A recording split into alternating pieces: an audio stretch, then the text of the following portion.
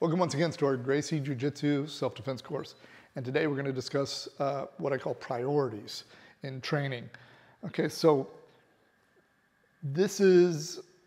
I talked earlier about the 4 circles of Jiu-Jitsu, right? MMA, military or law enforcement, combatives, self-defense, and sport Jiu-Jitsu. And the fact that they're not separate circles, but smaller circles within bigger ones. And we're focused here on self-defense. Okay. What is best, what is effective is always dependent on what particular arena of combat you're in, okay? What your goals are, what your restrictions are. So, would pulling guard into a lasso guard be an effective thing in a sport jiu-jitsu thing? Sure, right? You get the fight to the ground, you're pulling into a strong maybe position for you to set up sweeps or submissions. For self-defense? No. Very horrible, right? Yeah. Okay, so there is no one best.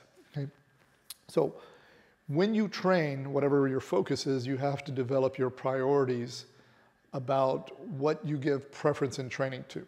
So the problem is people give sport preference and then think that it applies to self-defense or MMA. Okay. So very simple thing, I tell the story about I had a woman train with me, and I said to her one day, she'd just been training maybe 6 months. I said, have you ever heard of reverse de la Riva guard? And she said, no, never. I said, have you ever heard of a headlock? She said, of course. I said, well, which do you think we should practice learning how to defend? The thing you've heard of because it's so common, or the thing you've never heard of? Mm-hmm. Or recently I saw a video of a German instructor here, and he was teaching how to defend against the matrix guard. And the camera pans back and it's just white belts. And I mean, brand new white belts. A couple of them even had their belt tied wrong. And I'm sure none of them knew how to stand in base. None of them knew how to do a basic hip throw or, hold mount or anything. And he's showing them this very elaborate, complicated thing that has almost no relevance to what they're doing. And that's the problem. So with our standing self-defense, why do we start with that? And many schools don't even bother with that. That's right. Right? We start with it because the priorities, right? How many fights start on the ground? Very, very, very few. Very few. Most start standing. Everybody says this, but then they don't train it, right? I talked about this before. If you throw a punch and I stop it here, how much energy do you have to deal with? Very little. Yeah. If you throw a punch and I stop it here, I've got to deal with a ton of energy.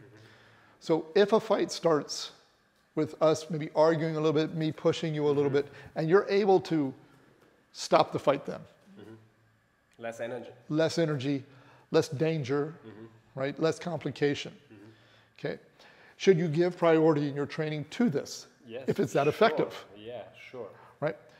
Or should you give priority to escaping an omoplata? No. Right? Is that important? Absolutely, it's important. Yes. But if that's all you know, again, that's the priority of your training, you have to let all that other things happen first. Okay, so my goal is to prioritize the things that people will have to deal with the absolute most. So in a self-defense situation, what's that going to be? Punches, headlocks, people picking you up trying to slam you, people grabbing you around the neck, maybe front headlocks or from behind around the neck, people trying to tackle you on the ground. People trying to punch you, people trying to slam you, people trying to damage you in other ways, Yep. right? Kick you. Things like this. How to get up off the ground, okay? How to maneuver you so that I can keep you between me and maybe other people or open myself up to get to exits. Yep. That's a priority because that's the reality, right? If you go on YouTube and you type in street fight and headlock, Tons of videos. you type in street fight and 50-50 guard. Tons of videos. Yeah, right? So again, if your focus is something completely different, the prioritization of your training will be different, okay? But we're focused on the self-defense here.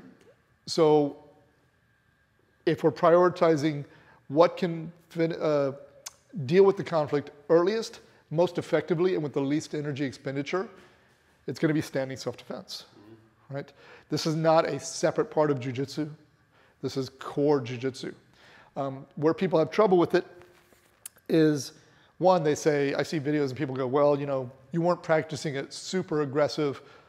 Well, with a beginner, if I teach you a triangle, do I immediately try to power out of the triangle and do every escape I know? No, you just practice it, you rep it, you rep it, you rep it. Yeah. Right? So if we're here and your hands are up at first, you know, we'll throw the punch. But later, I'm gonna practice more realistically. We'll move around, and he's done it enough that that becomes an instinct. Just as if he gets caught in an armbar, he's gonna know to clear the leg off the head. Okay? But the truth is, in a self-defense situation, how often are you gonna have to defend an arm lock? Not that often. How often do you have to defend that? A lot. A lot. So you're good at dealing with what you train to deal with. Okay, so this is going to be the prioritization. That's why we're starting with the standing self-defense. That's why it's important. That's why we move on to the clinch work and the takedowns and the standing self-defense, and the striking and everything before we work on the ground. Okay, so we'll explain our course and why we're going to start with this next section.